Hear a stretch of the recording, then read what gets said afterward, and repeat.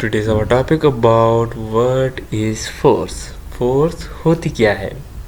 Push और pull on an object called force. जब हम किसी ऑब्जेक्ट को पुश करते हैं या पुल यानी कि अपनी तरह खींचते हैं या धकेलते हैं तो उसे फोर्स कहा जाता है। एग्जाम्पल नंबर 1 की तरफ जानिब बढ़ते हैं। हमारे पास एक बॉडी है जिसका मास है 10 kg और ये बॉडी पड़ी हुई है हमारे पास पोजीशन ए पे। जब हम इस बॉडी पे फोर्स अप्लाई करते हैं तो एक्सीलरेशन प्रोड्यूस होती है, वो डिस्टेंस कवर करके पोजीशन बी की जानिब पड़ती है। तो हमारे पास इस बॉडी ने डिस्टेंस कवर्ड किया यानी कि इसमें एक्सीलरेशन प्रोड्यूस हो गई।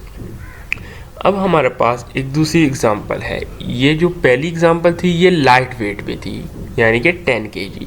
अब हमारे पास है 20 kg। मास हमारे पास हो गया अब 20 kg। जब हम फोर्स, जितनी फोर्स हमने एग्जांपल ए में 10 kg पे अप्लाई की थी उतनी ही फोर्स हम 20 kg पे भी अप्लाई करते हैं, पर बॉडी डिस्टेंस कवर नहीं कर रही। क्यों नहीं कवर कर रही? जैसे कि देखें आप, हमारे पास न्यूटन सेकंड लॉ को हम लेते हैं F = ma, यानी कि हमारे पास फोर्स तब होगी जब हमारे पास मास और एक्सीलरेशन आएगी। तो मास तो हमारे पास 20 है मगर एक्सीलरेशन प्रोड्यूस नहीं। क्यों? क्योंकि वहाँ पे वेट ज़्यादा हो गया। तो 20 × 0, सो ये हो गया F = 0। अब हमारे माइंड में एक क्वेश्चन आता है, फोर्स हम उतनी ही अप्लाई कर रहे हैं जितनी हमने 10 kg पे अप्लाई की।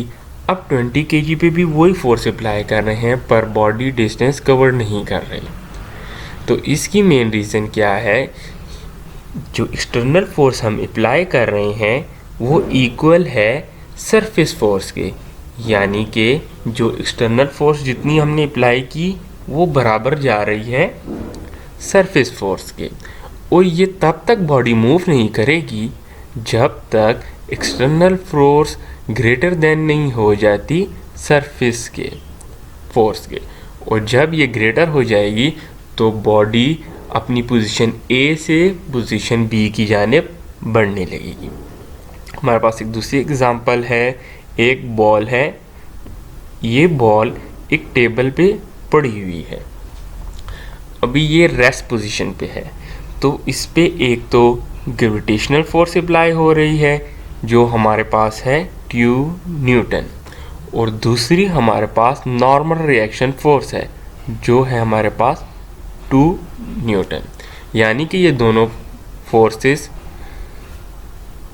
2 न्यूटन है।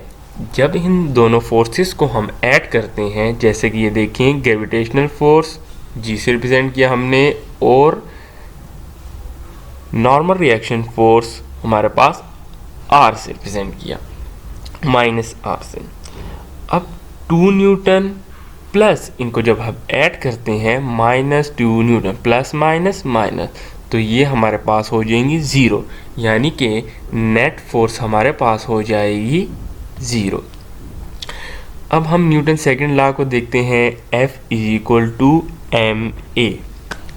जैसे कि हमें पता है मास की यूनिट हमारे पास है kg और एक्सीलरेशन की यूनिट हमारे पास मीटर/सेकंड²। तो तब ही F = n के इक्वल होता है, यानी कि फोर्स का यूनिट हमारे पास क्या आ गया? न्यूटन।